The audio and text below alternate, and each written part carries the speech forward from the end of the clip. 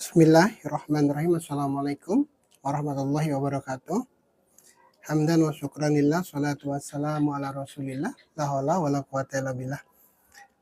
A'udzu billahi minasyaitonir rajim. Bismillahirrahmanirrahim. Ya ayyuhalladzina amanu kutiba alaikumusiyam kama kutiba alal ladzina min qablikum la'allakum tattaqun. Amma ba'du. Teriring doa dan salam, semoga hingga kesempatan kali ini kita senantiasa dalam lindungan dan rahmat Allah Subhanahu wa taala dan tidak kurang satu apa. Amin amin ya rabbal alamin.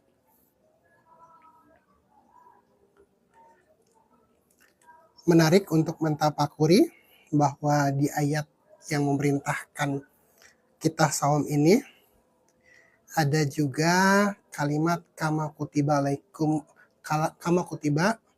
alladzina min qablikum la'allakum tattaqun.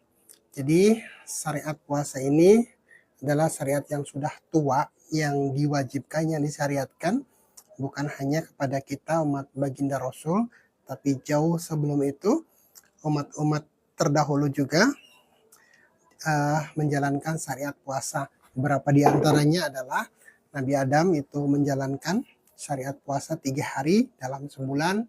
Ini kemudian juga Nabi Nuh melaksanakan saum puasa itu 3 hari dalam 1 bulan. Kemudian umat Nabi Musa juga dikenal menjalankan syariat puasa Asyura di tanggal 10 Muharram. Kemudian juga kita mengenal puasa Daud yang biasanya selang-seling 1 hari puasa, 1 hari tidak, dan besoknya puasa. Jadi puasa ini memang amaliyah atau syariat yang sudah dilaksanakan jauh sebelum kita melaksanakannya dengan syariat yang dibawa oleh baginda Rasul.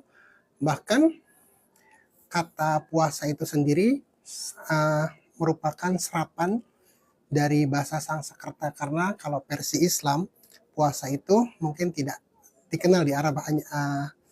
Asal kata saum, asal kata puasa itu bukan dari kata puasa sendiri, tapi siam, asyam, yang artinya menahan diri. Sementara kata puasa sendiri itu serapan dari bahasa Sanskerta upapasa.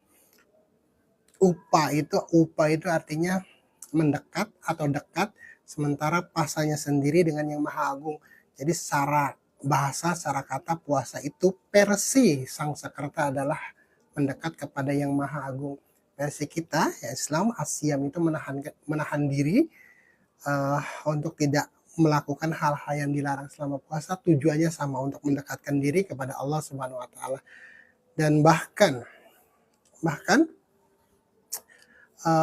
selain manusia, puasa juga dalam tanda kutip dilaksanakan oleh berbagai makhluk seperti hewan unggas, burung, ayam, angsa dan lain sebagainya itu melaksanakan atau melakukan tapa brata, melakukan puasa untuk mengerami telur-telurnya hingga kemudian menetas.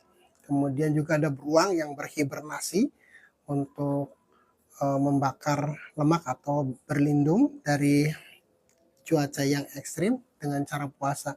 Ada juga ulat yang berpuasa dengan cara bermetamorfosa dari ulat menjadi kupu-kupu. Ada juga ular yang melaksanakan puasa, melakukan puasa setelah memangsa makanannya kemudian mencerna makanan itu dengan cara berpuasa. Bedanya kita manusia itu puasanya tidak seperti ular yang setelah makan hanya berdiam diri, kemudian juga seperti ulat yang hanya berdiam di dalam kepompong hingga kemudian menjadi kupu-kupu. Kita selaku manusia yang disyariatkan untuk berpuasa ini justru dituntut untuk lebih aktif selama kita berpuasa. Sejarah mencatat bahwa perang Badar yang segitu besarnya, yang sebegitu dahsyatnya, itu justru terjadi di bulan Ramadan, di bulan puasa yang ketika itu kaum muslimin sedang melaksanakan puasa. Jadi hikmahnya bagi kita sekarang ini adalah bahwa puasa atau siam yang kita lakukan ini bukan untuk bermalas-malasan, bukan untuk kemudian menjadi kaum rebahan abadi, hanya menunggu maghrib dengan menghabiskan waktu di tempat tidur. Justru kita dengan saum ini lebih produktif. Kalau kita sebagai karyawan ya karena kita mempunyai tanggung jawab di kantor untuk menyelesaikan tugas-tugas, maka dengan puasa ini energi puasa akan melahirkan efek yang dahsyat untuk menggerakkan apa namanya daya pikir kita untuk menghasilkan karya-karya besar dalam pekerjaan kita. Banyak sekali apa namanya karya-karya besar yang lahir, yang tercetus, yang kemudian muncul ide-idenya ketika seseorang itu melaksanakan puasa. Banyak sekali sejarah yang mungkin teman-teman bisa temukan di berbagai literatur, di berbagai bacaan bahwa puasa itu merupakan energi yang luar biasa untuk kita bisa produktif selama menjalankan puasa itu. Bahkan di adat Jawa itu hampir setiap aktivitas besar, kegiatan-kegiatan besar atau tujuan-tujuan besar itu selalu dikaitkan atau selalu diawali dengan puasa. Kami di Cirebon itu dari kecil memang menjadikan puasa sebagai adat yang kami laksanakan.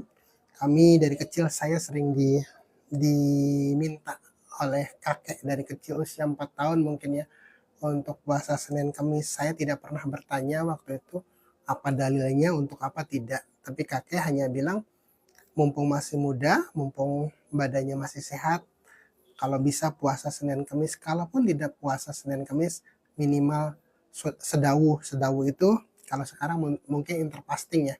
Kita nggak sarapan sampai jam 10. Kemudian kalaupun tidak puasa ya kita paling cepat itu makan antara jam 10. Tidak pernah sarapan pagi. Kemudian di Jawa apalagi banyak, bahkan salah satu apa namanya orang yang melaksanakan puasa dengan tujuan besar itu, salah satunya adalah ibunda mantan Presiden Soeharto, Ibu Sutirah. Beliau sebenarnya dari kalangan masyarakat biasa yang ingin anaknya menjadi orang besar, salah satu tirakatnya adalah dengan puasa. Kami pun di Cirebon itu seperti itu, mau membangun rumah puasa dulu, mau punya hajat puasa dulu, ingin pekerjaan amaliyahnya disuruh puasa. Pokoknya puasa merupakan bagian dari kehidupan kami. Dan ternyata memang benar, dengan puasa itu akan banyak lahir ide-ide yang brilian, akan banyak lahir energi-energi potensial yang bisa kita manfaatkan untuk segala keperluan kehidupan kita. Jadi salah kalau kemudian dengan berpuasa kita justru malas-malasan. Dengan berpuasa kita kemudian punya dalih untuk tidak bekerja, untuk tidak ngantor, untuk kemudian lalai dengan tanggung jawab dan kewajiban kita, tanggung jawab dan kasab kita. Sehingga justru dengan puasa ini kita menjadi umat yang lebih produktif. Jangan sebaliknya, kalau kemudian dengan alasan puasa kita malah malas-malasan, jadi puasanya jadi jelek di mata orang di luar Islam. Gara-gara puasa jadinya apa namanya kualitas atau performa kerjanya menurun. Gara-gara puasa kemudian jadi sering bolos. Kalau dengan puasa kemudian jadi malas-malasan. Itu yang tidak benar.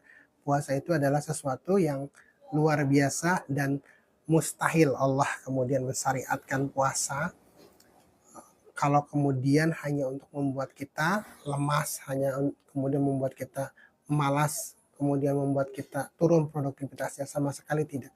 Dengan puasa justru itu adalah untuk mengaktifasi energi potensial kita agar bisa keluar, bisa eksplor, dan dengan puasa kita bisa menjadi orang yang lebih baik, bukan hanya secara batiniah tapi juga secara lahiriah. Dua-duanya terpenuhi kebutuhan perbaikan bagi jasmani dan rohani kita. Kembali kepada topik puasa tadi saya sudah sampaikan di awal bahwa salah satu hewan atau serangga yang melaksanakan atau melakukan tapa brata puasa itu salah satunya adalah ulat.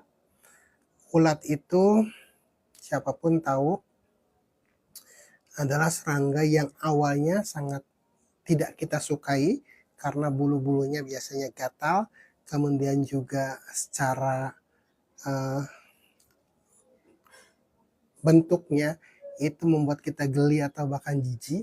Kemudian air liurnya juga kadang-kadang membuat kita tidak nyaman, dan bagi ibu-ibu mungkin suka kesal ke ulat ini karena sering merusak tanaman yang dijaganya, yang disiraminya, yang disianginya, kemudian habis daunnya karena dimakan ulat. Dan itu ulat yang awalnya sangat menjijikan, awalnya sangat tidak disukai, awalnya merupakan hama bagi tanaman. Tapi setelah itu ulat masuk dalam kepompong, melakukan metamorfosa. Ulat akan berada di kepompong ini sekitar 15-20 hari. Dan apa yang terjadi setelah 20 hari di dalam kepompong itu, ulat akan keluar dari kepompongnya dalam bentuk lain. Ulat bertransformasi dari sesuatu yang menjijikan menjadi sesuatu yang sangat indah, namanya kupu-kupu. Semakin ulat itu jijik, bulunya panjang-panjang, maka kupu-kupunya semakin baik, semakin bagus, semakin indah. Perhatikan kupu-kupu, kedua sayapnya itu sangat simetris, kemudian juga bintik-bintiknya tidak ada satu titik pun yang beda. Kalau di kiri kanan, di sebelah sayap kanan ada 10, pasti di sebelah kiri ada 10. Kemudian juga motifnya persis sama.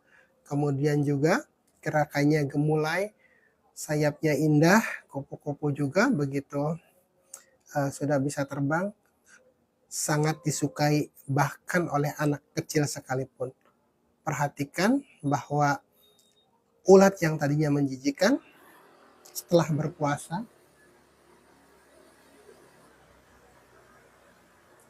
kemudian berubah menjadi sesuatu yang sangat indah, yang sangat kita sukai. Artinya apa? Artinya salah satu fungsi puasa adalah mentransformasi dari sesuatu yang awalnya tidak terlalu menyenangkan menjadi sesuatu yang sangat menyenangkan. Saya ulang bahwa salah satu fungsi puasa adalah sebagai transformer untuk mentransformasi dari ulat menjadi kupu-kupu, dari hal yang tadinya tidak disenangi menjadi sesuatu yang sangat disenangi. Nah, begitupun dengan kita. Kita memang bukan ulat, kita memang makhluk yang Allah muliakan dengan pi'asani takwin tadi, tapi kita bisa belajar bagaimana kemudian puasa yang sedang kita jalani ini, malam ini masuk ke malam 25 insya Allah. Nah, sejatinya kita sedang berada di kepompong Ramadan. Sejatinya kita sedang mentarbiyah, mentransformasi diri kita yang mungkin sebelum puasa kita masih seperti ulat dalam tanda kutip, yang ucapan kita banyak menyakiti orang lain, yang pandangan kita banyak kemudian membuat orang lain tidak nyaman, yang mungkin gestur kita membuat orang lain tersinggung, yang mungkin tulisan kita banyak nyelekit, banyak julid, banyak kemudian memponis dan lain sebagainya. Intinya sebelum puasa sangat mungkin kita adalah orang yang tidak disenangi oleh orang lain. Itu. Nah, selama prosesi Ramadan ini kita didadar, ditarbiyah, kemudian dididik dan diarahkan, dibina agar kemudian kita bisa menjadi lebih baik, yang dalam bahasa agama itu nanti kita akan menjadi, atau kita sedang diarahkan untuk menjadi orang muttaqin. Jadi saya ulang-ulang bahwa tarbiyah yang sedang kita lakukan selama Ramadan ini, yang pertama adalah tarbiyatul lil ilahiyah. Bagaimana kemudian kita sedang ditarbiyah, sedang dididik, sedang diajari, sedang diberikan contoh arahan untuk bagaimana meneladani sifat-sifat Allah. Sifat-sifat Allah yang di dalamnya ada cinta kasih, ada sabar, ada dermawan, ada welas asih, ada kemudian banyaklah seperti yang ada di Asmaul Husna, itu yang sedang kita teladani dengan kapasitas kita sebagai makhluk, bukan sebagai khalik. Jadi bagaimana kita sabar, itu kita dilatih dengan cara menahan diri dari makan dan minumlah yang paling mudah. Even makanan itu halal, even makanan itu milik kita, yang kita usahakan, yang kita beli dari uang kita, yang kita hasilkan dengan cara halal, tapi selama puasa kita dituntut, diajari untuk sabar, agar jangan menyentuh, jangan memakan makanan itu sampai dengan waktunya tiba. Ada istri yang secara syariat agama, secara undang-undang negara pun sah untuk kita gauli, tapi selama Ramadan itu, selama kita melaksanakan saum Ramadan, kita juga dituntut untuk menahan diri sampai dengan waktunya berbuka tiba. Kesabaran-kesabaran inilah yang kemudian kalau kita aplikasikan pasca puasa, kita akan lebih sabar. Jangankan dari yang haram, kalau kita mampu menahan makanan yang halal untuk kita tidak makan, kalau kita mampu menahan diri dari istri yang halal untuk tidak kita gauli selama kita puasa, konon lagi dari makanan haram, konon lagi dari wanita atau pasangan yang bukan muhrimnya. Seharusnya seyogianya setelah puasa kita lebih mampu. Kemudian juga selama Ramadan ini kita bagaimana diasuh, dididik, didadar, ditarbiyah untuk lebih menjadi orang yang dermawan, ringan tangan, membantu sesama. Tadi saya terharu ketika melihat sepasang suami istri yang berboncengan sepeda motor membawa jinjingan, dan si istri kemudian turun dan berbagi satu kotak makanan, mungkin isinya ayam dan nasi, sepotong ayam dan nasi, nilainya mungkin tidak lebih dari 30.000, tapi itu luar biasa.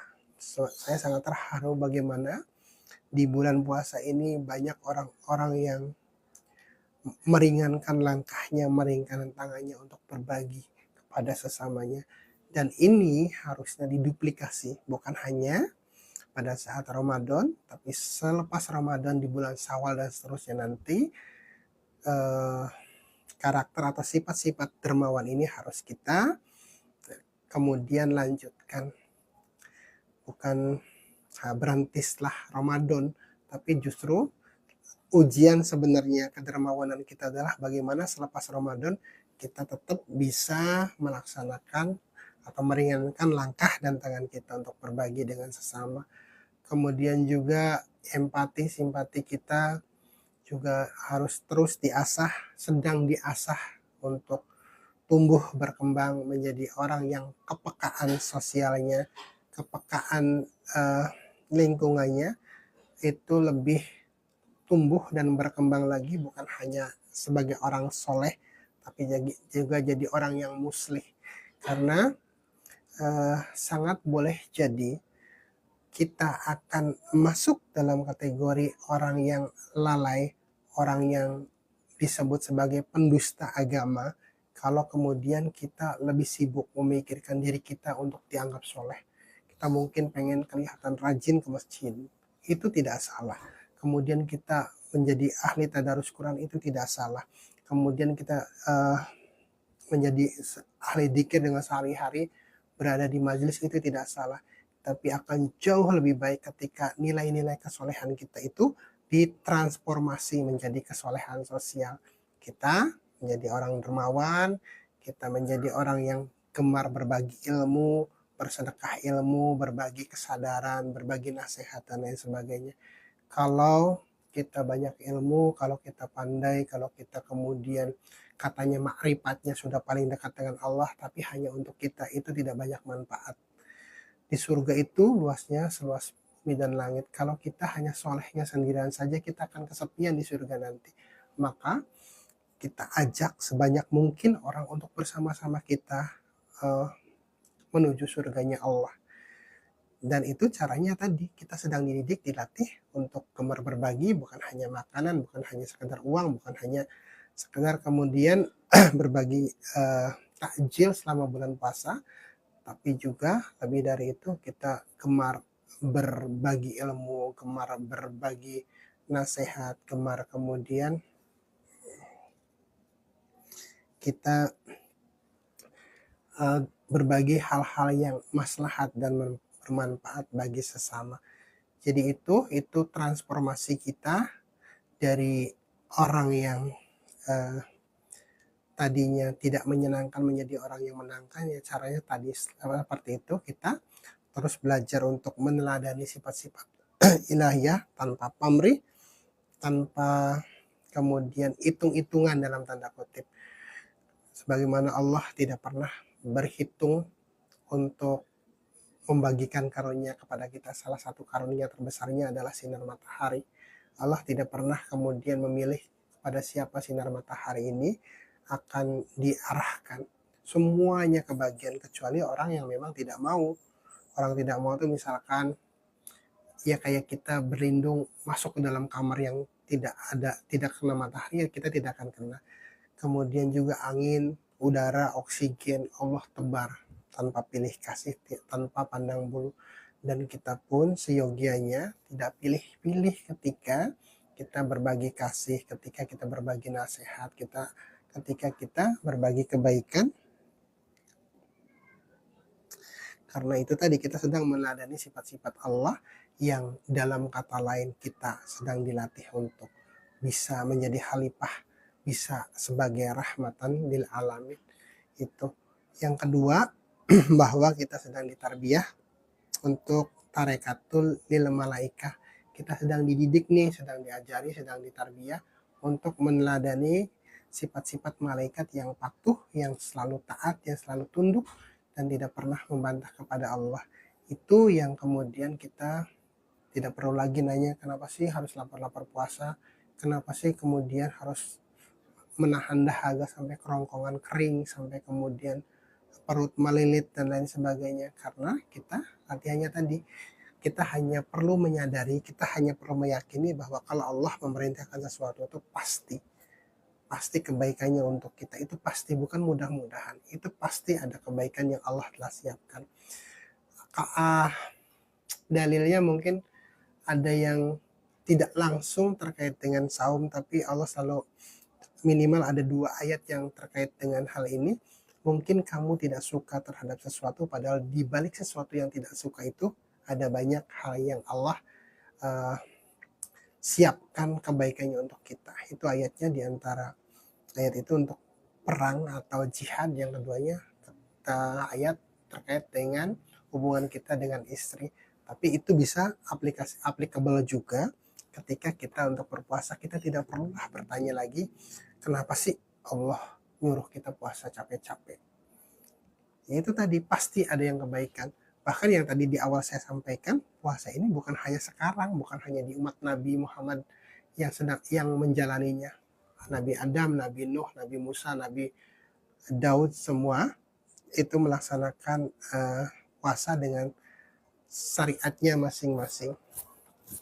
Itu. Yang ketiganya adalah tarbiyatul lil irodah. Bagaimana di periode saum ini kita diingatkan lagi, di-refresh lagi untuk bagaimana kita mengendalikan irodah kita, keinginan kita, hasrat kita. Bahwa setiap manusia memiliki irodah, memiliki kehendak, memiliki keinginan untuk maju, untuk kaya, untuk memiliki rumah bagus, memiliki harta, memiliki mobil, berpangkat, berjabat, memiliki jabatan yang tinggi. Itu adalah fitrah yang dengan itu kita jadi termotivasi untuk melakukannya, untuk mencapainya. Orang yang pengen kaya itu pasti akan memiliki energi untuk bagaimana mencapai atau memiliki kekayaan. Orang yang pengen pintar itu pasti punya energi untuk belajar, untuk bagaimana bisa memiliki banyak pengetahuan. Orang yang ingin memiliki posisi dan jabatan itu pasti punya energi untuk bagaimana sampai pada posisi dan jabatan yang diinginkan. Nah, kadang-kadang ada kalanya keinginan yang kemudian berubah menjadi obsesi itu tidak terkendali. Kita pengen kaya, itu tidak salah, tapi kadang-kadang karena saking obsesifnya caranya jadi melenceng. Kita menghalalkan segala cara untuk bagaimana caranya kaya. Tidak peduli halal haram, tidak peduli benar salah, tidak peduli apakah ini boleh atau tidak, kita terabas saja. Kemudian ketika keinginan untuk menjabat itu tidak dibemperi, tidak di railing untuk bisa berjalan di koridor yang seharusnya, sangat boleh jadi irodah keinginan untuk menjabat ini justru akan menjadi bumerang. Kadang-kadang dengan menginjak hak-hak orang lain, yang penting saya bisa menjabat. Kadang-kadang main suap, main sogok, main main curang. Yang penting saya bisa menjabat. Nah itu yang sekarang kita diterbiah lagi, diingatkan lagi, agar apapun keinginan kita, agar apapun kehendak kita, agar apapun cita-cita kita, seyogianya harus dicapai dengan cara-cara yang elegan, yang sesuai dengan syariat, yang sesuai dengan rel yang telah Allah gariskan. Itu yang sedang kita jalani, itu yang sedang kita berada dalam kepompong Ramadan itu. Kemudian yang keempat adalah tazkiyatun an-nafs, pembersihan diri, bahwa kita sedang didadar, ditarbiyah untuk membersihkan jiwa kita. Jiwa kita ini sesuatu yang lembut, yang sangat sangat rentan.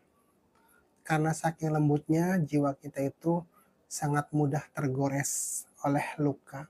Lukanya apa? Bisa luka karena masa lalu, bisa karena dendam, bisa karena kesumat, bisa karena trauma, bisa karena pengalaman-pengalaman buruk, bisa karena kemudian berbagai hal yang kemudian menggoreskan bekas-bekas luka di hati kita, yang kalau kita tidak bersihkan, kalau kita tidak obati, maka hati kita akan menjadi tidak lagi sejernih seharusnya. Hati kita sangat boleh jadi tambal sulam karena luka-luka tadi. Nah, di momen-momen seperti ini, bagaimana kemudian kita selain mengobati luka-luka kita, juga kita menghilangkan dendam, menghilangkan iri, menghilangkan kesumat, menghilangkan takabur, menghilangkan ujub, iri, dengki, sum'ah, kemudian besar kepala, dan lain sebagainya, sehingga kemudian hati kita kembali kepada setting awalnya, reset to default factory. Kalau di HP kita nih, di gadget kita biasanya kalau saking penuhnya, karena tiap hari kita pakai, ada banyak-banyak spam, ada banyak-banyak temporary file yang akhirnya membebani handphone kita. Kemudian bahkan ada virus-virus yang mungkin sengaja atau tidak kita masuk ke dalam gadget kita, maka gadget kita pada akhirnya tidak berfungsi sebagaimana layaknya. Bayangkan kalau hati kita itu setiap hari terinfeksi oleh virus-virus kehidupan, bayangkan kalau hati kita setiap hari mengkonsumsi spam-spam yang tidak seharusnya. Apa spam-spam dalam kehidupan? Kita senang dengar gosip, kemudian kita sebar kemana-mana, meskipun kita tidak tahu apakah gosip itu atau benar atau tidak. Kita dengar cerita keburukan seseorang, kemudian kita goreng jadi lebih matang, jadi lebih kemudian melibatkan banyak orang yang ikut-ikutan menjelek-jelekan dan lain sebagainya. Itu adalah spam-spam, itu adalah kotoran-kotoran yang selalu kita konsumsi keseharian kita tanpa atau dengan kita sadari. Kalau kita tidak segera bersihkan, kalau kita tidak segera aware dengan berbagai macam kotoran-kotoran tersebut, sangat boleh jadi hati kita akan ngeheng seperti gadget kita. Hati kita tidak lagi bisa menangkap sinyal-sinyal ilahiyah secara terang, secara bening, secara jernih. Kadang-kadang kita tidak tahu nih harus kemana, jadi kita nanya kemana-mana, padahal yang namanya petunjuk Allah, yang namanya sinyal-sinyal ilahiyah itu jauh lebih atau tidak bisa dibandingkan.